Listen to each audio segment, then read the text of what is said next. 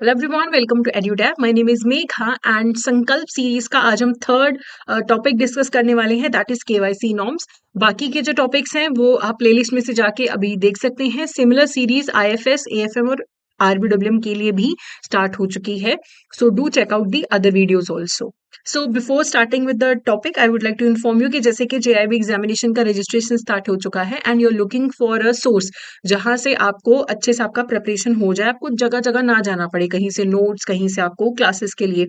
तो अभी एडुडैप की वेबसाइट पे वन टाइम 80 कोड आप यूज कर सकते हैं अगर आप जेआईबी के किसी भी कोर्स में एनरोल करते हैं, चाहे वो मास्टर कोर्स है चाहे वो लाइव क्रैश कोर्स है। वन टाइम 80 कोड आपको यूज करना है। ये जो कोड है 6 अगस्त तक आपके लिए एप्लीकेबल है, तो आप जाके हमारे कोर्सेज को चेकआउट कर सकते हैं। सो आई होप कि ये आपको बेनिफिट देगा। चलिए अब हम बात करते हैं केवाईसी नॉर्म्स के बारे में। तो देखो, आरबीआई ने डायरेक्शंस दिए हैं 2016 के अंदर नो योर कस्टमर को लेके जो डायरेक्शंस दिए हैं। तो केवाईसी नॉर्म्स किसको फॉलो करने हैं? जो भी एंटिटीज या बैंक्स को आरबीआई रेगुलेट करता है उनको ये केवाईसी नॉर्म्स फॉलो करने हैं। इसके अलावा जो भी बैंक्स या एंटिटीज के मेजॉरिटी ओन सब्सिडरीज हैं, चाहे वो अब्रॉड में लोकेटेड है, उन्हें भी ये केवाईसी नॉर्म्स फॉलो करने हैं। और अगर मान लो कि एसबीआई का ब्रांच इंडिया में है, वो तो इंडिया के केवाईसी नॉर्म्स फॉलो करेगा। अगर कोई अमेरिका में ब्रांच है, तो अमेरिका में जो केवाईसी नॉर्म्स फॉलो होते हैं और जो इंडिया में केवाईसी नॉर्म्स फॉलो होते हैं, उनमें से जो ज्यादा स्ट्रिक्ट होगा वो फॉलो किए जाएंगे। ओके, तो केवाईसी नॉर्म्स के अंदर we have customer acceptance policy. हर बैंक की कस्टमर एक्सेप्टेंस पॉलिसी होती है, कस्टमर आइडेंटिफिकेशन प्रोसीजर होता है, कस्टमर ड्यू डिलिजेंस प्रोसीजर होता है। और कस्टमर ड्यू डिलिजेंस करने के बहुत सारे तरीके हैं। एक तो बेसिक है कि ब्रांच जाके ड्यू डिलिजेंस करवा लो, केवाईसी करवा लो, और भी बहुत सारे तरीके हैं जो हम डिस्कस करेंगे। हर बैंक का अपना एक कस्टमर एक्सेप्टेंस पॉलिसी होना चाहिए। उनको ड्यू डिलिजेंस करने के बाद ही अकाउंट ओपन करना है या सर्विसेज देनी है। बेनामी ट्रांजैक्शंस, बिना नाम के या नकली नाम पे ट्रांजैक्शंस करना अलाउड नहीं है, अकाउंट ओपन करना अलाउड नहीं है। इवन अगर मेरे बिहाफ पे कोई और भी मेरा अकाउंट ऑपरेट कर रहा है, तो भी बेनिफिशियरी तो मैं हूं, तो मेरा भी केवाईसी होगा, मेरा ड्यू डिलिजेंस होगा। ठीक है, तो अकाउंट ओपन करने से पहले बैंक को चेक करना है कि कहीं जिस कस्टमर का हम अकाउंट ओपन करने जा रहे हैं वो किसी सैंक्शन लिस्ट में तो नहीं है। जो हमने पहले लास्ट लेक्चर में डिस्कस किया, सैंक्शन लिस्ट है यूएन की, उनमें नाम तो नहीं है। पैन कार्ड वेरीफाई करो, पैन नहीं है तो फॉर्म नंबर 60 वेरीफाई करो। अगर किसी ने ई सिग्नेचर ऐड करना है तो उसका वेरिफिकेशन होगा। अगर किसी ने जॉइंट अकाउंट ओपन करना है तो सारे जॉइंट अकाउंट होल्डर का कस्टमर ड्यू डिलिजेंस होगा। अगर मुझे और मेरे हस्बैंड को जॉइंट अकाउंट ओपन करना है तो मेरा भी केवाईसी होगा, मेरे हस्बैंड का भी होगा। ओके, लेकिन कभी भी केवाईसी नॉर्म्स इतने स्ट्रिक्ट मत कर दो कि जो फाइनेंशियली या सोशली डिसएडवांटेज लोग हैं वो आपसे सर्विसेज ना ले सके, वो बैंक अकाउंट ही ना ओपन कर सके। ओके, तो कस्टमर को आइडेंटिफाई करने के लिए क्या प्रोसीजर है? आप सबसे पहले तो उसका आइडेंटिफिकेशन करोगे। जो डाटा है वो रिलायबल होना चाहिए, जिसके थ्रू कस्टमर अपना आइडेंटिफिकेशन करा रहा है। जब भी किसी कस्टमर को बैंक अकाउंट ओपन करना है, उसे केवाईसी करवाना पड़ेगा, आइडेंटिफिकेशन करवाना पड़ेगा। उसके बाद अगर कोई नॉन अकाउंट होल्डर है, मान लो मेरा बैंक में अकाउंट नहीं है, लेकिन मैं बोलती हूँ कि मुझे ना इंटरनेशनल मनी ट्रांसफर करना है, मुझे अपनी सिस्टर को कनाडा में पैसे भेजने हैं। वहां पे ना अमाउंट नहीं मैटर करता। अगर आपको इंटरनेशनल ट्रांजेक्शन करनी है as a non account holder, आपको आइडेंटिफिकेशन करवाना ही करवाना पड़ेगा। लेकिन अगर आप वॉक इन कस्टमर हो, आपका अकाउंट नहीं लेकिन आपको ट्रांजेक्शन करनी है डोमेस्टिक, तो अगर 50,000 से अबव है ट्रांजेक्शन अमाउंट, तब आइडेंटिफिकेशन कंपलसरी है। 50,000 या उससे नीचे के लिए आइडेंटिफिकेशन कंपलसरी नहीं होता। लेकिन फिर भी अगर बैंक को लगता है कि कस्टमर ना जानबूझ के 48-49,000 की ट्रांजेक्शन कर रहा है आइडेंटिफिकेशन से बचने के लिए, तो बैंक आइडेंटिफिकेशन के लिए बोल सकता है। इवन अगर bank third party product sell करता है, जैसे बैंक है एसबीआई, और वो मान लीजिए कि बजाज का इंश्योरेंस सेल कर रहा है, तो वो थर्ड पार्टी प्रोडक्ट सेल करते हुए भी बैंक को आइडेंटिफिकेशन प्रोसीजर करना है। ओके, तो कस्टमर का आप कोई ना कोई आइडेंटिटी कार्ड लोगे, ओवीडी आधार कार्ड हो सकता है, पासपोर्ट हो सकता है, ड्राइविंग लाइसेंस हो सकता है। आप उससे उसका लोकेशन पूछते हो, क्योंकि बैंक का ना एक सर्विस एरिया होता है, जिस सर्विस एरिया नॉर्म्स फॉलो करते हुए सर्विस देनी है। आप पर्पस पूछोगे, क्यों अकाउंट ओपन करना है ना, क्या एक्टिविटी आप आपको करनी है, कौन सा मोड ऑफ पेमेंट आप यूज करेंगे, आपका सोशल फाइनेंशियल स्टेटस क्या है। ये सारी चीजें क्यों पूछ रहे हैं? क्योंकि फिर बैंक ने रिस्क कैटेगराइजेशन भी तो करनी है कि आप हाई रिस्क कस्टमर हो, लो रिस्क कस्टमर हो, मीडियम रिस्क कस्टमर हो। तो ये सारी चीजें बैंक पूछेगा। अब हम इंडिविजुअल के केवाईसी की बात करते हैं। देखो, इंडिविजुअल का केवाईसी बैंक में कब होगा? अगर वो बैंक के साथ अकाउंट बेस्ड रिलेशनशिप में आता है। मान लो मैंने बैंक में अकाउंट ओपन करना है, तो मेरा केवाईसी होगा। ठीक है। उसके बाद अगर मैं किसी एंटिटी की बेनिफिशियल ओनर हूं, एक कंपनी है, उसके 80% शेयर्स मेरे पास है, यानी कि मैं उस कंपनी की बेनिफिशियल ओनर हूं, तब भी उस कंपनी का जब अकाउंट ओपन होगा, तब मेरा भी आइडेंटिफिकेशन होगा, केवाईसी होगा। अगर मैं किसी लीगल एंटिटी, कंपनी, फर्म की ऑथराइज्ड सिग्नेटरी हूं कि मेरे सिग्नेचर लगते हैं, तब भी मेरा जो है आइडेंटिफिकेशन होगा, ड्यू डिलिजेंस होगा। अगर मुझे किसी लीगल एंटिटी, कंपनी, फर्म की तरफ से पावर ऑफ अटर्नी मिली है कि मैं उनके बिहाफ पे डिसीजन ले सकती हूँ, तो भी मेरा ड्यू डिलिजेंस होगा। तो सिर्फ अकाउंट ओपन करने पे भी नहीं होता, बहुत सारे सिनेरियोज में होता है। अब जब अकाउंट ओपन करना है, ओवीडी देना पड़ेगा। ओवीडी कौन कौन से हैं? 6 ओवीडीज हैं। Aadhaar, passport, driving licence, voter ID, उसके बाद जो नरेगा का जॉब कार्ड होता है वो, और एक नेशनल पॉपुलेशन रजिस्टर का लेटर, एनपीआर लेटर। ये 6 आपके पास ओवीडीज हैं। अगर हम एनआरआईज की बात करें या पर्सन ऑफ इंडियन ओरिजिन की बात करें, so a document by any of the following specified authority should be obtained in original. ठीक है, तो डॉक्यूमेंट्स सर्टिफाई, आपके पास मान लो सिर्फ पासपोर्ट है, आपको सर्टिफाई करवाना पड़ेगा किन से? authorized officials of overseas branches of scheduled commercial banks registered in India, banks of branches of overseas banks with which Indian banks have relationship, या फिर नोटरी पब्लिक अब्रॉड, या फिर कोर्ट मजिस्ट्रेट, या फिर जज, या फिर Indian embassy consulate general in respective country. तो इनमें से, इन अथॉरिटीज में से किसी से आपको अपना जो डॉक्यूमेंट है वो सर्टिफाई करवाना पड़ेगा, तब आप इंडिया में बैंक अकाउंट ओपन कर सकते हैं, अगर आपके पास और कोई प्रूफ नहीं है तो। ठीक है, आपके पास सिर्फ मान लो पासपोर्ट है, तो आप फिर इनसे सर्टिफाई करवा लोगे। उसके बाद ड्यू डिलिजेंस प्रोसीजर में आपको अपना रीसेंट ओवीडी के बाद पासपोर्ट साइज फोटो देना पड़ता है, पैन कार्ड देना पड़ता है, और जो भी डॉक्यूमेंट बैंक को लगता है कि आपकी आइडेंटिटी स्टैब्लिश करने के लिए जरूरी है, आपको देना पड़ता है। मान लो कि आपका ओवीडी पे एड्रेस डिफरेंट है, मैंने ड्राइविंग लाइसेंस दिया ओवीडी के तौर पे, उस पे मेरा एड्रेस है पंजाब का, और अभी मैं हरियाणा में हूँ, तो अभी मेरा करंट एड्रेस तो हरियाणा का है। अब ओवीडी को अपडेट करने में तो टाइम लगेगा, तब मैं क्या करूं? तो बैंक मुझे बोलेगा कि मैम आप ओवीडी अपडेट करवा लो 3 महीने के अंदर अंदर, लेकिन तब तक आप हमें अभी करंट एड्रेस के लिए कोई प्रूफ दे दो। तो मैं क्या दे सकती हूँ? कोई मेरा म्युनिसिपल टैक्स रिसीट है, लोकल टैक्स रिसीट है, जिसमें मेरा करंट एड्रेस हो, 2 महीने पुराने कोई बिल, बिजली का बिल, पानी का बिल, यूटिलिटी बिल, ठीक है, पेंशन पेमेंट ऑर्डर जिसपे करंट एड्रेस दे रखा हो, कोई मुझे लेटर ऑफ अकोमोडेशन मिला है करंट एड्रेस का, ये मैं दे सकती हूँ। और उसके बाद 3 महीने के अंदर अंदर मुझे अपना ओवीडी अपडेट करवाना पड़ेगा।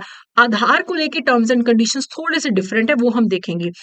अगर कस्टमर अपना आधार यूज करता है केवाईसी करवाने के लिए, सबसे पहले तो हमेशा कस्टमर का एक्सप्लिसिट कंसेंट लेना पड़ेगा कि हाँ भाई मैं अपना आधार देना चाहता हूं केवाईसी के लिए। उसके बाद जब भी बैंक चाहे फिजिकल फॉर्म में चाहे इलेक्ट्रॉनिक फॉर्म में कस्टमर का आधार का डाटा सेव करेगा, तो नंबर्स को रिडैक्ट कर देगा, ऐसे विजिबल नहीं होने चाहिए, ब्लर कर देगा आखिरी के 3-4 नंबर। ये आपने देखा है जब भी आपको मैसेज आता है आधार रिलेटेड, तो एक्स एक्स एक्स एक्स, और एंड में सिर्फ 2-4 वर्ड जो डिजिट्स होते हैं वो लिखे होते हैं। तो इसी तरीके से बैंक को सेव करना है। ठीक है, अगर कस्टमर इस अकाउंट में बेनिफिट्स या सब्सिडीज भी रिसीव करेगा, तो उसे बायोमेट्रिक ऑथेंटिकेशन भी करवाना पड़ेगा। ठीक है, और जब उसका बायोमेट्रिक ऑथेंटिकेशन होगा, तो उसकी डेमोग्राफिक डिटेल्स और फोटोग्राफ्स यूआईडीआई से बैंक को मिल जाएंगी, ऑथेंटिकेट हो जाएंगी। यूआईडीए वो अथॉरिटी है जो आधार कार्ड इशू करते हैं। अगर बाय चांस कस्टमर बीमार है, उसकी इंजरी है, मान लो हाथ वाथ कटा हुआ है, वो नहीं बायोमेट्रिक ऑथेंटिकेशन करवा सकता, तो ऑफलाइन वेरिफिकेशन भी की जा सकती है, या फिर किसी और ओवीडी का सर्टिफाइड कॉपी उससे ले लिया जाएगा, और वहां पे लिख दिया जाएगा कि क्यों हम बायोमेट्रिक ऑथेंटिकेशन नहीं कर पाए। ठीक है, और किसने, ऑफिसर ने ये चीज अप्रूव करी, और ये कॉन्करेंट ऑडिट में भी ये चीज चेक करी जाएगी। ठीक है, उसके बाद for customers voluntarily providing their Aadhaar, अगर एक कस्टमर वॉलंटरली अपना आधार कार्ड प्रोवाइड करता है वेरिफिकेशन के लिए, बैंक ई केवाईसी ऑथेंटिकेशन भी कर सकते हैं, ई केवाईसी, और ऑफलाइन वेरिफिकेशन भी कर सकते हैं। ठीक है, other financial institutions may also use e KYC authentication if authorised. उसके बाद अगर आपका करंट एड्रेस और आधार का एड्रेस डिफरेंट है, मेरा आधार का एड्रेस अलग है, अभी करंट अलग है, तो मुझे कुछ नहीं करना, कोई यूटिलिटी बिल कुछ नहीं, मुझे सिर्फ सेल्फ डिक्लेरेशन देना है कि मेरा तो जी एड्रेस डिफरेंट है, सिर्फ सेल्फ डिक्लेरेशन और कुछ भी करने की जरूरत नहीं है। ठीक है। अब कई बार कोई कस्टमर ना non face to face customers होते हैं, ना उनका ऑनलाइन वीडियो कॉल पे वेरिफिकेशन हुआ, ना बैंक ब्रांच में जाके, तो non face to face customers का भी बैंक अकाउंट ओपन हो सकता है। ठीक है। ऐसे जो कस्टमर्स होते हैं उनका जो बैलेंस है वो 1 लाख से ज्यादा नहीं होना चाहिए है। ठीक है। अगर 1 लाख से ज्यादा बैलेंस होता है तो अकाउंट नॉन ऑपरेशनल हो जाएगा और ओवीडी सबमिट करना पड़ेगा। ठीक है।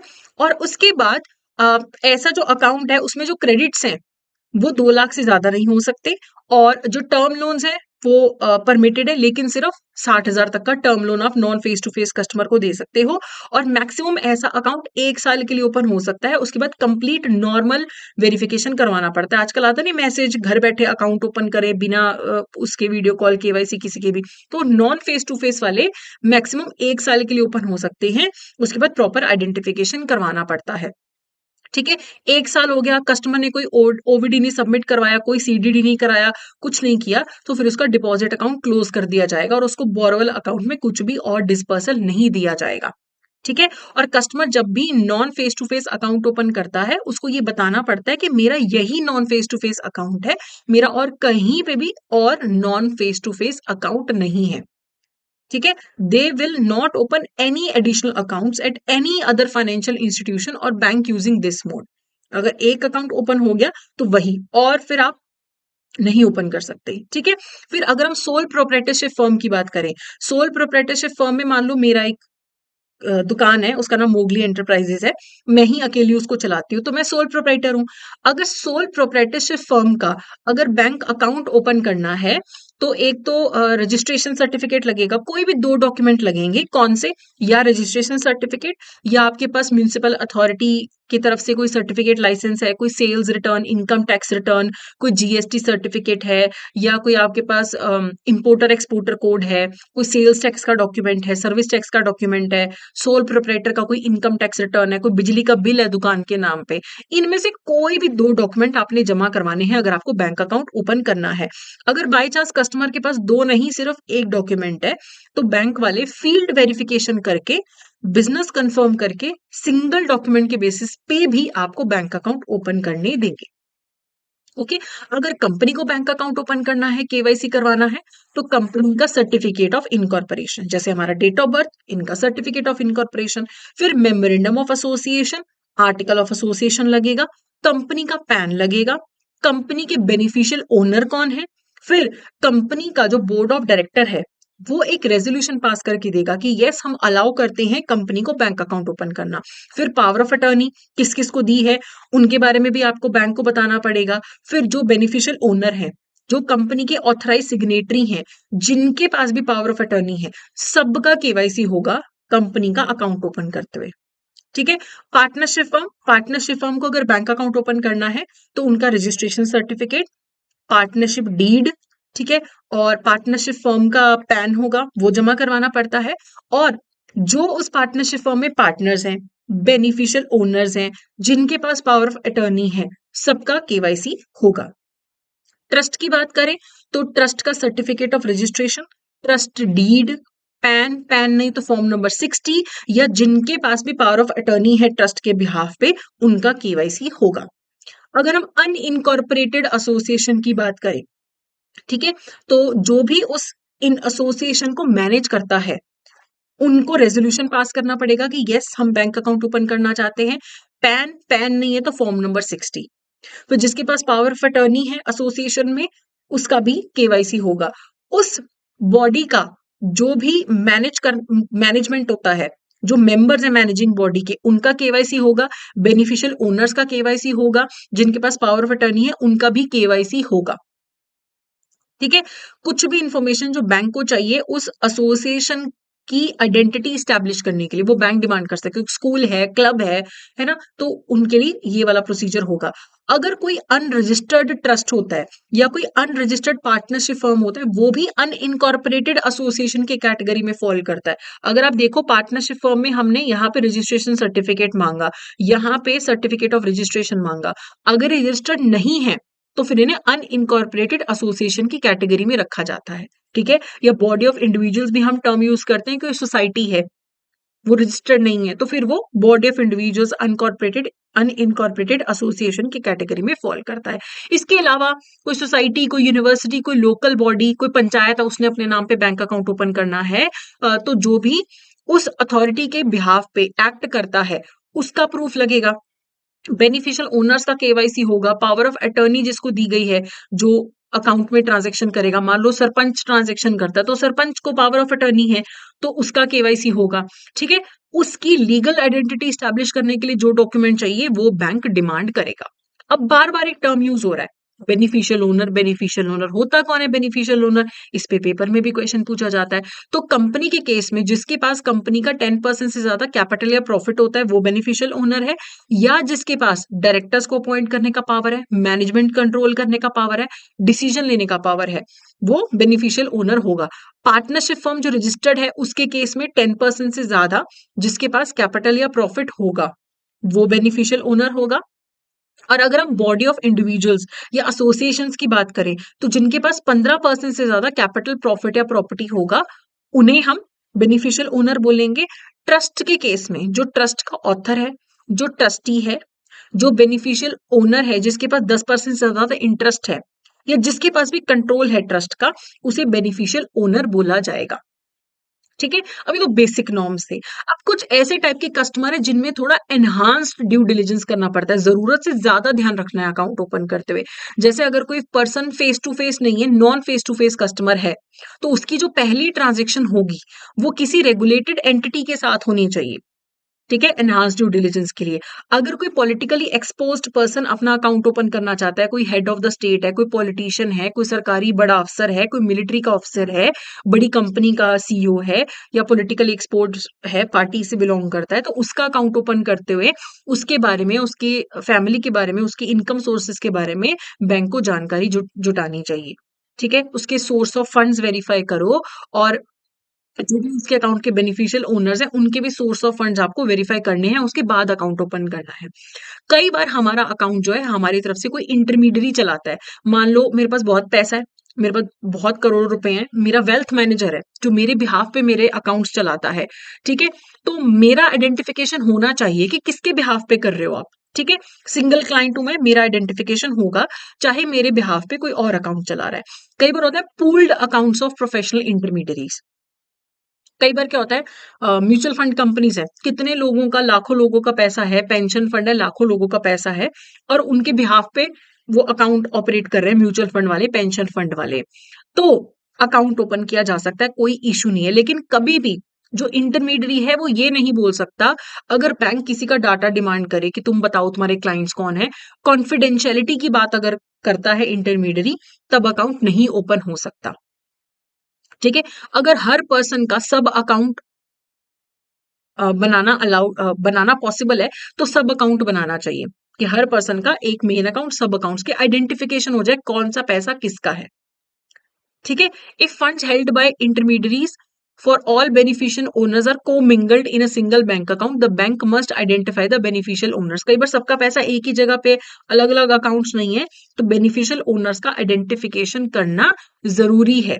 और जो इंटरमीडियरी है, म्यूचुअल फंड कंपनी है, पेंशन फंड वाले हैं, वो भी रेगुलेटेड या सुपरवाइज्ड होने चाहिए। और अल्टीमेट जो केवाईसी की रिस्पॉन्सिबिलिटी है वो बैंक पे ही रहेगी।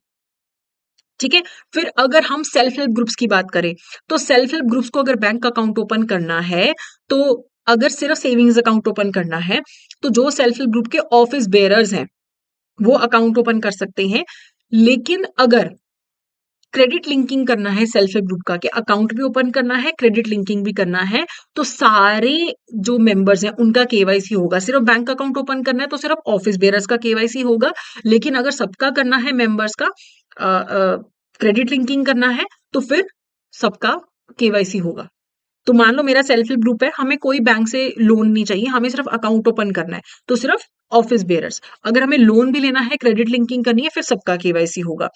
फिर अगर हम फॉरेन स्टूडेंट की बात करें, जो फॉरेन स्टूडेंट होता है, फॉरेन स्टूडेंट के केस में उसका अकाउंट ओपन करते हुए आप उसका पासपोर्ट मांगोगे, वीजा मांगोगे, ठीक है, एड्रेस, होम कंट्री का फोटोग्राफ, जिस कॉलेज में वो पढ़ाई करने आया है फॉरेन स्टूडेंट, उसका आपको ऑफर लेटर लेना है। अब बच्चे के पास इमीडिएटली तो होगा नहीं लोकल एड्रेस, तो आप उसको बोलोगे कि अभी तेरा अकाउंट ओपन कर देते हैं, 30 डेज के अंदर अंदर आप हमारे पास लोकल एड्रेस अपना कंफर्म कर दो, अपना लोकल एड्रेस हमें बता दो। लेकिन जब तक आप अपना लोकल एड्रेस कंफर्म नहीं करोगे, आप $1000 से ज्यादा का ट्रांजेक्शन नहीं कर सकते, या 50,000 से ज्यादा का आप ट्रांजेक्शन क्रेडिट नहीं करवा सकते हो, ठीक है। और अगर स्टूडेंट पाकिस्तानी है तो फिर आरबीआई से स्पेशल परमिशन लेना पड़ता है, ठीक है। उसके बाद स्मॉल अकाउंट्स की बात करते हैं। स्मॉल अकाउंट्स उनके लिए जिनके पास ओवीडी है ही नहीं है, तो ऐसे लोगों का डिक्लेरेशन की बेस पे अकाउंट ओपन कर दिया जाता है। वो अपनी फोटोग्राफ को अटेस्ट करेगा, एड्रेस को अटेस्ट करेगा, ऑफिशियल के सामने, बैंक ऑफिशियल के सामने उसका बैंक अकाउंट ओपन कर दिया जाएगा बिना ओवीडी के, ठीक है। लेकिन अकाउंट में मैक्सिमम 1 लाख क्रेडिट हो सकते हैं, विड्रॉल या ट्रांसफर मैक्सिमम 10,000, बैलेंस मैक्सिमम 50,000। अब जब हम ये बैलेंस वगैरह काउंट करते हैं 50,000 का, तो उसमें क्या नहीं हम ऐड करेंगे, कोई गवर्नमेंट से ग्रांट आया है, कोई गवर्नमेंट से पैसा मिला है, वहां पे भी 50,000 वाला लिमिट हम में ऐड नहीं करेंगे, ये सारी चीजें जो सरकार की तरफ से आई हैं, ठीक है। और इस अकाउंट में फॉरेन का जो पैसा है, फॉरेन रेमिटेंस अलाउड नहीं होगी। अब ऐसा नहीं कि ये अकाउंट हमेशा के लिए खुला रहेगा, आपको 12 महीने के अंदर अंदर अकाउंट ओपन होने के ओवीडी लेके आना है। मान लो 12 महीने हो गए, बैंक वालों ने बोला ओवीडी दो, है ना, लेकिन ओवीडी तो आपने है नहीं आपके पास। लेकिन अगर आप ये प्रूव कर दो कि आपने ओवीडी के लिए अप्लाई कर दिया है, आने वाला है, तो आपको 12 महीने का एक एक्सटेंशन मिल जाएगा, ठीक है। लेकिन उससे ज्यादा आपको एक्सटेंशन नहीं मिलता है, आपको फिर अकाउंट जो है वो तभी आपका चलेगा अगर आप ओवीडी लेके आओगे, ठीक है। तो जब भी बैंक ऐसे अकाउंट्स में ट्रांजेक्शन करता है, कोई क्रेडिट विड्रॉल या बैलेंस के टाइम पे, तो ये चेक करता है कि स्मॉल अकाउंट है, इन पे लिमिट्स अलग से हैं, ठीक है। अगर इन अकाउंट्स में मनी लॉन्ड्रिंग, टेरर फाइनेंसिंग या कोई ऐसी हाई रिस्क एक्टिविटी लगता है कि चल रही है, तो बैंक कस्टमर को बोल सकता है कि आप अपना पहले पूरा आइडेंटिफिकेशन कराओ, हमें गड़बड़ लग रही है आपके अकाउंट में, ठीक है। फिर फॉरेन पोर्टफोलियो इन्वेस्टर्स के लिए भी जो ड्यू डिलिजेंस का प्रोसेस है उसे सिंप्लीफाई किया गया है, ओके। तो अगर कोई फॉरेन पोर्टफोलियो इन्वेस्टर है, उसने सेबी के एलिजिबिलिटी क्राइटेरिया और रजिस्ट्रेशन गाइडलाइन के अकॉर्डिंगली अगर अकाउंट ओपन है उसका, ठीक है, वो उसके अकॉर्डिंग एलिजिबल है, तो फिर उसका जो ड्यू डिलिजेंस सिंप्लीफाई कर दिया गया है। काफी सारे डॉक्यूमेंट्स हैं, उसके लिए उसको एग्जाम्पशन मिल जाता है, ठीक है। लेकिन वो इनकम टैक्स कंप्लायंस हो रहा हो, फाटका सीआरएस के अंडर जो भी इन कंप्लायंसेस है वो कंप्लीट हो रही हो, और एफपीआई या उनके जो ग्लोबल कस्टोडियंस हैं वो ये अंडरटेकिंग देंगे कि अभी तो आप जो हमें एग्जाम्पशन दे रहे हो ठीक है, लेकिन अगर आप हमसे डॉक्यूमेंट्स कोई भी डिमांड करोगे तो हम देंगे आपको। तो इसमें डिटेल में नहीं जाना है, लेकिन इतना जानना है आपको कि एफपीआई को कुछ कुछ जो फॉरेन पोर्टफोलियो इन्वेस्टर्स होते हैं उनको कुछ एग्जाम्पशंस दी जाती है, लेकिन उनको अंडरटेकिंग देनी पड़ती है कि कल जरूरत पड़े तो हम सारे डॉक्यूमेंट सबमिट करवा देंगे, ठीक है। उसके बाद कस्टमर लेवल केवाईसी मॉनिटरिंग। अब जो केवाईसी है या ट्रांजैक्शन मॉनिटरिंग है, it must be done at the customer level across all product and services. सारे प्रोडक्ट सर्विसेज में आपको केवाईसी करना है, और कस्टमर को ना यूनिक कस्टमर आइडेंटिफिकेशन कोड दे दिया जाता है। मान लो मैंने आपके बैंक में अकाउंट ओपन किया, लोन लिया, ओवरड्राफ्ट लिया, तो मुझे एक आपकी तरफ से यूनिक कस्टमर आइडेंटिफिकेशन कोड मिलना चाहिए, ताकि मेरी मल्टीपल आइडेंटिटीज अवॉइड हो जाए, मल्टीपल आइडेंटिटीज का चक्कर ना पड़े, ठीक है। तो इससे क्या होगा, बैंक ट्रैक कर पाएगा कि यही कस्टमर ने हमसे सेविंग्स अकाउंट भी ओपन कर रखा है, करंट भी ओपन कर रखा है, ओवरड्राफ्ट भी ले रखा है और लोन भी ले रखा है, ठीक है। और मेरे लिए भी सिंप्लीफाई हो जाएगा, केवाईसी या जो भी सीडीडी का प्रोसेस है मेरे लिए भी सिंप्लीफाई हो जाएगा, ठीक है। हाँ, और बैंक जो है वो वॉक इन कस्टमर्स को यूनिक कस्टमर आइडेंटिफिकेशन कोड अगर नहीं देना चाहता तो फिर वो नहीं देगा। लेकिन अगर कोई कस्टमर बार बार आ रहा है as a walk in customer, तो फिर उसे यूनिक कस्टमर आइडेंटिफिकेशन कोड दे दिया जाता है। इससे ना बार बार केवाईसी नहीं करनी पड़ती। आपके बैंक में ऑलरेडी मैं 2-3 सर्विसेज ले रही हूँ, तो बार बार फिर क्या जरूरत है, आपके पास ऑलरेडी आपने मुझे यूनिक कस्टमर आइडेंटिफिकेशन कोड दे रखा होगा, ठीक है। फिर अगर हम केवाईसी अपडेशन की बात करें, तो लो रिस्क कस्टमर का 10 साल में केवाईसी होता है अपडेशन, मीडियम का 8 साल में और हाई रिस्क का 2 साल में केवाईसी अपडेशन होता है, अगर कोई कस्टमर अपना प्रोफाइल में कुछ चेंजेस करता है, ऑक्यूपेशन, लोकेशन, फाइनेंशियल रिसोर्सेज, कुछ भी उसके चेंजेस हैं, तो वो केवाईसी अपडेशन में रिफ्लेक्ट होने शुरू हो जाते हैं। अगर मेरा केवाईसी अपडेशन का टाइम आता है, लेकिन मेरे केवाईसी इन्फॉर्मेशन में कुछ भी चेंज नहीं हुआ, ना ईमेल आईडी, ना मोबाइल नंबर, कुछ भी नहीं, तो मुझे सिर्फ सेल्फ डिक्लेरेशन देना है कि भाई जो पुराना डाटा था सेम वही है। ठीक है। अगर मेरा एड्रेस चेंज हुआ है, तो सेल्फ डिक्लेरेशन देना पड़ेगा। ठीक है। And verify through confirmation within 2 months. ठीक है। OVD or equivalent may be requested as proof. तो आपका नया एड्रेस वाला ओवीडी बैंक डिमांड कर सकता है ना। आपको सारा कंफर्मेशन देना पड़ता है कि ये चेंज हुआ है। अगर एक माइनर मेजर में कन्वर्ट हो गया है, तो उसको फ्रेश फोटोग्राफ्स देने पड़ते हैं। ठीक है। और उसके पुराने डॉक्यूमेंट्स भी अपडेट होंगे, वेरीफाई होंगे। तो इंडिविजुअल के केसेस में ना इतना चक्कर नहीं पड़ता है कि अगर आपका कुछ भी चेंज नहीं हुआ तो सेल्फ डिक्लेरेशन दे दो। ओके, एड्रेस चेंज हुआ तो भी सेल्फ डिक्लेरेशन दे दो। कुछ और चेंज हुआ तो अपडेटेड ओवीडी दे दो। लेकिन अगर नॉन इंडिविजुअल कस्टमर है, जैसे कि कंपनी है, पार्टनरशिप फर्म है, ट्रस्ट है, उनके केस में अगर कुछ भी चेंज नहीं हुआ है, उनको भी सिर्फ सेल्फ डिक्लेरेशन देना होता है। ठीक है। और लेटर देना होता है फ्रॉम अ ऑथराइज्ड ऑफिशियल कि कुछ भी चेंज नहीं हुआ। लेकिन अगर कुछ भी चेंज हुआ, छोटी से छोटी चीज भी चेंज हुई है केवाईसी के टाइम पे, तो फिर सारा प्रोसेस दोबारा होगा जैसे कि एक न्यू कस्टमर का होता है। तो हमेशा बैंक को कुछ मेजर्स लेने होते हैं। ध्यान रखो कि जो भी कस्टमर का केवाईसी डॉक्यूमेंट्स है वो करंट स्टैंडर्ड्स के अकॉर्डिंगली है। किसी का कोई लाइसेंस एक्सपायर हो चुका है वो, या पासपोर्ट एक्सपायर हो चुका है वो, अगर उसने केवाईसी के लिए दिया था, तो फिर उसे उससे नया डॉक्यूमेंट मांगो, पैन डिटेल्स वैलिडेट करो। ठीक है। और कस्टमर को अलाउ करो कि वो किसी भी ब्रांच पे जाके अपना केवाईसी अपडेट करवा सकता है। ओके। और बैंक को रिस्क बेस्ड अप्रोच लेना है। कस्टमर के साथ कितना रिस्क एसोसिएटेड है, कौन सी कैटेगरी में फॉल करता है, उस हिसाब से केवाईसी होता है। ठीक है। If a bank adopts any additional or exceptional measures for KYC, they must explicitly mention. अगर कुछ नया या अलग सा बैंक करता है, आपसे डिमांड करता है, तो बैंक को आपको एक्सप्लिसिटली बताना पड़ेगा कि हम ये एडिशनल मेजर ले रहे हैं। ठीक है। तो हमेशा बैंक को रीसेंट फोटोग्राफ चाहिए होती है। कुछ टाइप के केसेस में बैंक फिजिकल प्रेजेंस आपकी डिमांड कर सकता है ब्रांच में। ठीक है। और कुछ जगह पे बोल सकता है कि होम ब्रांच में केवाईसी आपको प्रोसेस करवाना पड़ेगा। ठीक है। या फिर आपको शॉर्टर इंटरवल्स में भी पीरियोडिक अपडेशन करने के लिए बोला जा सकता है कि आपको जल्दी आना पड़ेगा, आपको 8 साल से पहले अपना केवाईसी करवाना पड़ेगा। तो आपको एक्सप्लिसिटली एज अ कस्टमर बताया जाएगा कि हम नॉर्मल से डिफरेंट कोई प्रोसीजर कर रहे हैं। ठीक है। और अगर एक कस्टमर है उसके पास पैन नंबर नहीं है, तो फिर वो क्या देता है, फॉर्म नंबर 60 देता है, इक्विवेलेंट कोई और उसको या अगर फॉर्म नंबर 60 नहीं तो फिर एक इक्विवेलेंट गवर्नमेंट नोटिफाइड उसको डॉक्यूमेंट देना पड़ता है, नॉर्मली पैन या फॉर्म नंबर 60। ठीक है। एंड अगर कोई कस्टमर ना पैन दे रहा है, ना फॉर्म नंबर 60 दे रहा है, कुछ भी नहीं दे रहा है, तो उसके जो ट्रांजेक्शन है उनको टेम्परेली रोका जा सकता है, नोटिस देके कि भाई तुम ये डॉक्यूमेंट नहीं जमा करा रहे हो, हम तुम्हारा जो अकाउंट है उसे टेम्परेरी रोक रहे हैं। ठीक है। और इस दौरान ना ही उसको कुछ डिपॉजिट करने दिया जाएगा, ना ही उसको कुछ विड्रॉ करने दिया जाएगा। ठीक है। लाइबिलिटी अकाउंट्स में भी और एसेट अकाउंट्स में भी विड्रॉल नहीं करने दिया जाएगा, कि कस्टमर का लोन अकाउंट है तो भी उसको कुछ भी विड्रॉल नहीं करने दिया जाएगा। ओके। अब हमें नॉर्मल प्रोसेस तो पता ही है कस्टमर आइडेंटिफिकेशन के।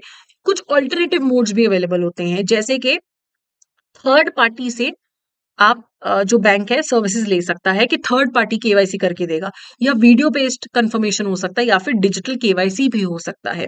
तो थर्ड पार्टी के अंदर बैंक किसी थर्ड पार्टी को बोलेगा कि आप कस्टमर का जो केवाईसी करके डाटा हमें दे दो, ड्यू डिलिजेंस करके हमें डाटा दे दो। तो वो कस्टमर से थर्ड पार्टी डाटा ऑब्टेन करके 2 दिन के अंदर अंदर बैंक को दे देगा। या फिर bank central KYC record registry से भी डाटा ले सकता है, जहां पे सारे कस्टमर्स का कहीं पे भी आप केवाईसी करवाते हो ना, तो वो सेंट्रल केवाईसी रिकॉर्ड रजिस्ट्री में डाटा जाता है, तो उनसे भी डाटा लिया जा सकता है। अब अगर थर्ड पार्टी केवाईसी कर रही है, तो थर्ड पार्टी रेगुलेटेड, सुपरवाइज्ड और मॉनिटर्ड होनी चाहिए है, और उनके पास प्रॉपर मेजर्स होने चाहिए सीडीडी कंप्लायंस के लिए, पूरा वो डाटा मेंटेन करें। लेकिन कहीं पे भी हाई रिस्क है, मनी लॉन्ड्रिंग का या टेरर फाइनेंसिंग का कोई ऐसा जुरिस्डिक्शन है, तो वहां पे बैंक खुद ही केवाईसी करे, थर्ड पार्टी पे डिपेंड ना करे। लेकिन अल्टीमेट रिस्पॉन्सिबिलिटी बैंक पे ही रहती है, कोई भी केवाईसी करे। ठीक है। उसके बाद कस्टमर की वीडियो बेस्ड आइडेंटिफिकेशन भी हो सकता है। ठीक है? नया कस्टमर लाते हुए भी आप video based use video call पे आइडेंटिफिकेशन कर सकते हो। नॉन फेस टू फेस को नॉर्मल मोड में कन्वर्ट करना है, किसी का केवाईसी अपडेशन करना है, तो वीडियो कॉल पे कर सकते हो, ठीक है? जो वीडियो कॉल का जो प्रोसेस है, जो बैंक की तरफ से होगा, बैंक का अपने प्रेमाइसेस में इंफ्रास्ट्रक्चर होना चाहिए। ये नहीं कि किसी कैफे में जाके वो कर रहे हैं, ऐसा नहीं होना चाहिए। उनका अपना प्रेमाइसेस में होना चाहिए, बैंक के सिक्योर नेटवर्क डोमेन से होना चाहिए और एंड टू एंड इंक्रिप्शन होना चाहिए एज पर स्टैंडर्ड्स, ठीक है? और जो वीडियो कॉल रिकॉर्ड होगी कस्टमर के साथ आइडेंटिफिकेशन करते हुए, उसके उस पे जीपीएस कोऑर्डिनेट्स और डेट और टाइम स्टैम्प होना चाहिए, ठीक है? बैंक के पास फेस मैचिंग टेक्नोलॉजी होनी चाहिए।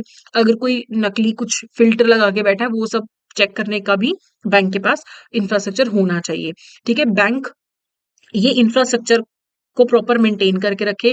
कोई वल्नरेबिलिटीज है, असेसमेंट करो, पेनिट्रेशन टेस्टिंग करो, सिक्योरिटी ऑडिट्स करो कि कोई इसको ब्रीच तो नहीं कर सकता, कोई गड़बड़ तो नहीं कर सकता, और कस्टमर का कंसेंट लो कि ये वीडियो कॉल रिकॉर्ड होने वाला है, हम केवाईसी कर रहे हैं, ठीक है? और अगर इंडिया के बाहर का आईपी एड्रेस है, तो फिर वहां पे प्रोसेस नहीं हो सकता है। सिर्फ बैंक के ऑफिशियल ये प्रोसेस करेंगे। अलग अलग कस्टमर से अलग अलग सीक्वेंस में उनको क्वेश्चंस पूछने होते हैं। अगर बैंक को लगता है कि कस्टमर को कोई प्रॉम्प्ट कर रहा है, कस्टमर को कोई बता रहा है कि क्या बोलना है, तो फिर ये प्रोसेस को कैंसिल किया जा सकता है, ठीक है? कस्टमर का फोटोग्राफ, पैन, आधार, एड्रेस, सब कुछ आप उससे पूछो, उसका इकोनॉमिक फाइनेंशियल प्रोफाइल पूछो। तो ये अकाउंट आपका जब वीडियो कॉल के थ्रू अगर आपका केवाईसी हो रहा है, तो कॉन्करेंट ऑडिट होने के बाद आपका जो अकाउंट है वो ऑपरेशनल हो जाएगा। इवन कस्टमर के एंड पे उनको हेल्प करने के लिए इस प्रोसेस में बैंकिंग कॉरेस्पॉन्डेंट्स को भी यूज किया जा सकता है। अब कस्टमर से वीडियो कॉल करी, इसका डाटा इंडिया में ही स्टोर होना चाहिए, इंडियन सिस्टम्स में ही स्टोर होना चाहिए है, ठीक है? सारा लॉग एक्टिविटी के कब कॉल किया था, कितने बजे कॉल किया था, कितने टाइम का वीडियो कॉल था, ये सारा जिसने किया ऑफिशियल ने, उसके क्रेडेंशियल्स के साथ बैंक को सेव करके रखना होता है, ठीक है? उसके बाद डिजिटल केवाईसी की बात करते हैं। इसमें कस्टमर को बैंक का ऑफिशियल जाके मिलता है। मान लो बैंक वाले घर पे मेरे आके केवाईसी में मेरी हेल्प कर देंगे, ठीक है? तो बैंक को एक ऐसा एप्लीकेशन होना चाहिए जिसके थ्रू कस्टमर अलग-अलग तरीके से डिजिटल केवाईसी के लिए ऑप्ट कर सके, ठीक है? और यहाँ पे लाइव ओटीपी लिया जा सकता है या टाइम ओटीपी बैंक कस्टमर को भेजा जाएगा और जिसके थ्रू फिर ये प्रोसेस हो सकता है, ठीक है? कस्टमर की लोकेशन पे या ऑफिशियल की लोकेशन पे ये केवाईसी प्रोसेस होता है। कस्टमर को ओरिजिनल ओवीडी वहां पे दिखाना पड़ता है, ठीक है? कस्टमर की लाइव फोटो खींची जाती है जो फिर ऑनलाइन एप्लीकेशन फॉर्म जो होता है कस्टमर एप्लीकेशन फॉर्म में, जैसे बैंक वाले मुझे बोलेंगे मैम व्हाइट दीवार पे जाके खड़े हो जाओ, फोटो खींचने है, तो फोटो खींचेंगे, वही मेरे डिजिटल जो ऑनलाइन फॉर्म होगा उसी में वो फोटो आ जाएगी, ठीक है? बैकग्राउंड व्हाइट होना चाहिए है और कोई भी प्रिंटेड या कोई पड़ी हुई फोटो में से फोटो नहीं खींचनी, इंसान की फोटो खींचनी है, तभी तो गए हैं बैंक वाले वहां पे, ठीक है?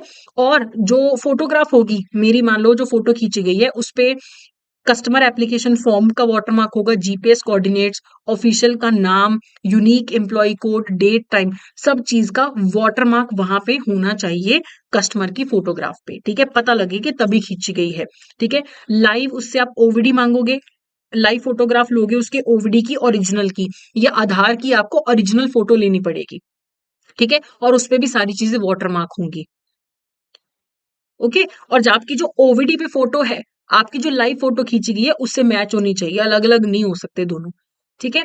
और सारा आपको कस्टमर एप्लीकेशन फॉर्म जो है बैंक वाले आपको फिल करने में, वो ऑनलाइन सब कुछ फिल कर देंगे। आपके रजिस्टर्ड नंबर पे आपको ओटीपी आएगा, ओटीपी वैलिडेट होके फिर आपका काम कंप्लीट हो जाएगा, ठीक है?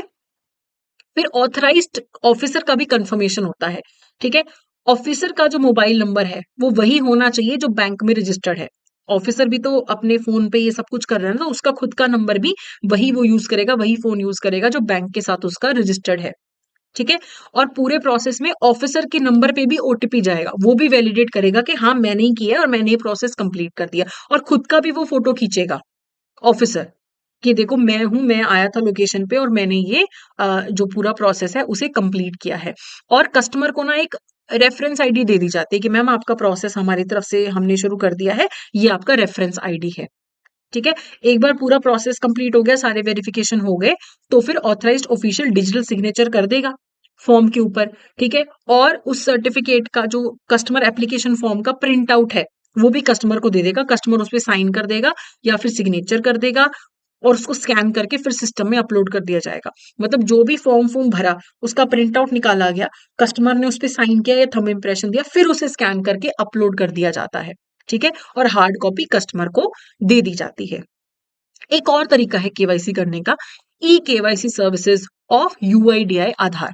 तो इसमें क्या है, मेरा जो बैंक होगा उसने यूआईडीआई के साथ एक केवाईसी यूजर एजेंसी अग्रीमेंट करके रखा होगा। मान लो मैं बैंक गई कि मुझे केवाईसी करवाना है, तो बैंक वाले मुझसे मेरा आधार नंबर मांगेंगे, अपने सॉफ्टवेयर में डालेंगे। ठीक है, एंड मैं अपना बायोमेट्रिक डाटा भी दे दूंगी उनको ऑथेंटिकेशन के लिए।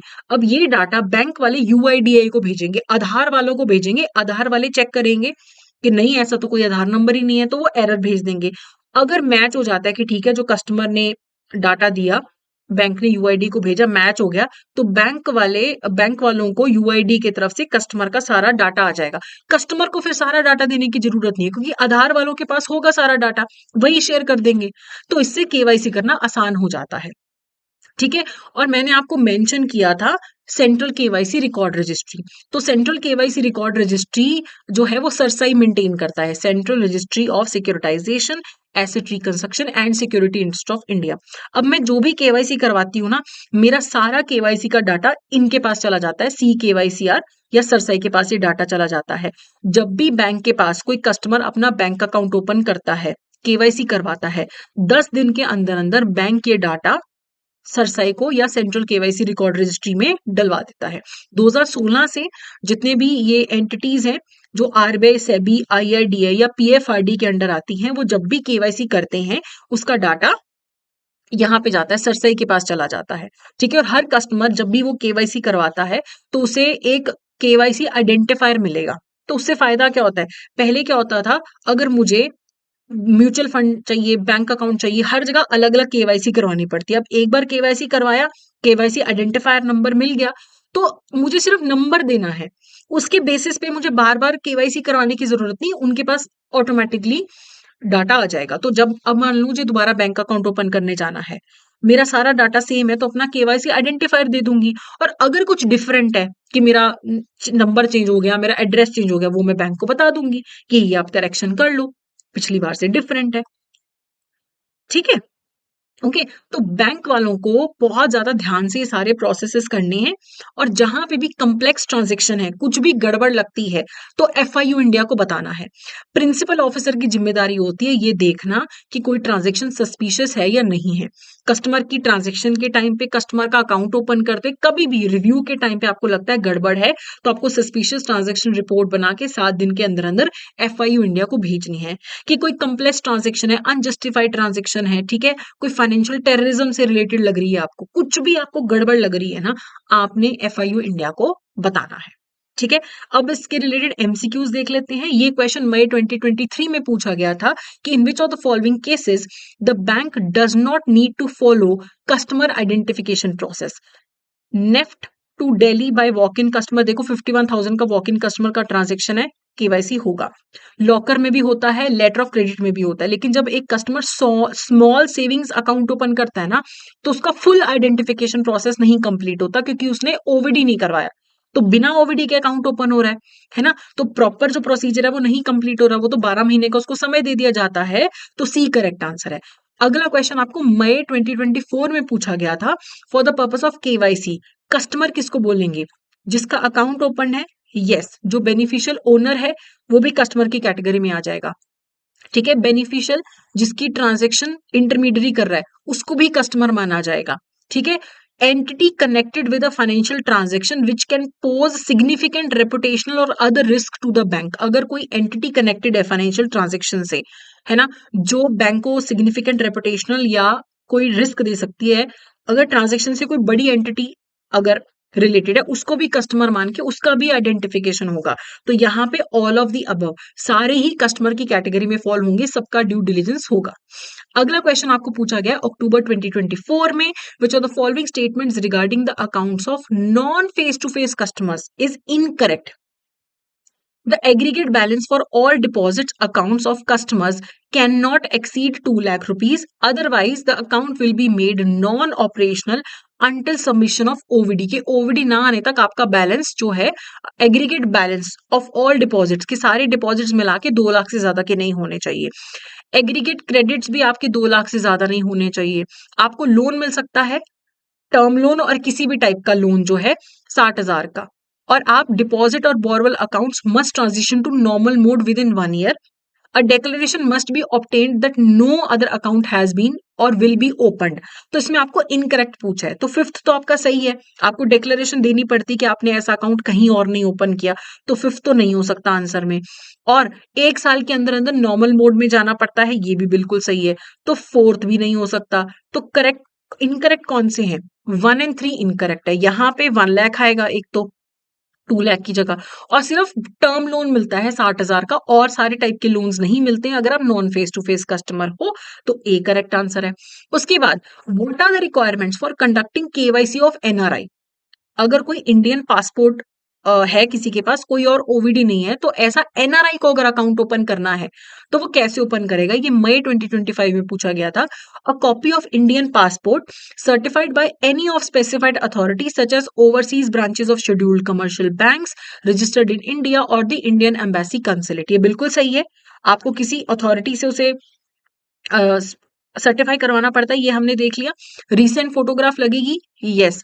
पैन नंबर, पैन लगेगा या फॉर्म 60 लगेगा, यस। सिर्फ पासपोर्ट से केवाईसी वेरिफिकेशन हो जाएगा? नहीं, उसको सर्टिफाई कराना पड़ेगा, फोटो देनी पड़ेगी, ये तो नहीं है। आरबीआई का स्पेशल परमिशन नहीं लगता है, इनकम टैक्स रिटर्न नहीं लगता है, ठीक है। तो आपको 1, 2 एंड 3 ये आपका सही आंसर है। अगला क्वेश्चन मई 2025 में पूछा गया था कि रजिस्टर्ड पार्टनरशिप फर्म के केस में बेनिफिशियल ओनर कौन होगा? तो बेनिफिशियल ओनर होगा जिसके पास 10% से ज्यादा कैपिटल या प्रॉफिट में हिस्सा होगा। तो ए करेक्ट आंसर है। बुक में पुराना डाटा है, उसको नहीं देखना आपको, ठीक है। अगला क्वेश्चन है, ये भी आपको मई 2025 में पूछा गया था। Which of the following are correct characteristics or conditions of a small account जिसका ओवीडी नहीं है? स्मॉल अकाउंट, उसके क्या कैरेक्टरिस्टिक्स हैं? Total credits in a financial year must not exceed 1 lakh. Foreign remittances 50,000। देखो फॉरेन रेमिटेंसेस तो अलाउड ही नहीं है, तो सेकंड को एलिमिनेट कर दो। उसी से आंसर निकल आया कि 1 लाख तक के क्रेडिट्स हो सकते हैं, बैलेंस 50,000 तक का हो सकता है, और विड्रॉज 10,000 तक के हो सकते हैं। तो ए करेक्ट आंसर है, ठीक है। तो again I would like to inform you कि अगर आप जेआईबी एग्जामिनेशन को टारगेट कर रहे हैं तो वन टाइम 80 कोड यूज कर सकते हैं। और अगर आपको लगता है कि आपको प्रिपरेशन के लिए एक कोर्स की जरूरत है, आपको वन स्टॉप सोल्यूशन चाहिए, तो आप हमारी वेबसाइट पे जाइए, लिंक आपको डिस्क्रिप्शन में मिल जाएगा। कोर्सेज में आप जेआईबी कोर्सेज पे जाइए, वहां पे आपको एक तो मास्टर कोर्स नजर आएगा। मास्टर कोर्स में आपको सारे टॉपिक्स का वीडियोस, प्लस आपको एग्जाम से जस्ट पहले रिवीजन के लिए live crash course, notes, test series, chapter wise MCQs भी मिलेंगे। वन टाइम 80 कोड आप यूज कर सकते हैं 6 अगस्त तक 60% ऑफ अवेल करने के लिए। अगर किसी सिंगल सब्जेक्ट का मास्टर कोर्स चाहिए, वो भी अवेलेबल है, वन टाइम 80 कोड यूज कर सकते हैं। और अभी हमारी recently live crash course batch 4 start हुआ है, उसमें भी आप एनरोल कर सकते हो। हर सब्जेक्ट की 15 लाइव क्लासेस होंगी, notes, test series, chapter wise MCQs भी आपको यहाँ पे मिलेंगे। अगेन वन टाइम 80 कोड आप 6 अगस्त तक यूज कर सकते हैं फॉर 80% ऑफ। बाकी आपको कोई भी डाउट है तो आप हमें कॉल करके, मेल करके पूछ सकते हैं। ये आपके सामने hello@edutap.co.in है, और ये नंबर है जिस पे कांटेक्ट करके आप हमसे कोई भी क्वेरी पूछ सकते हैं। कमेंट सेक्शन में भी आप कमेंट करके पूछ सकते हैं। So that's it for today. Thank you so much.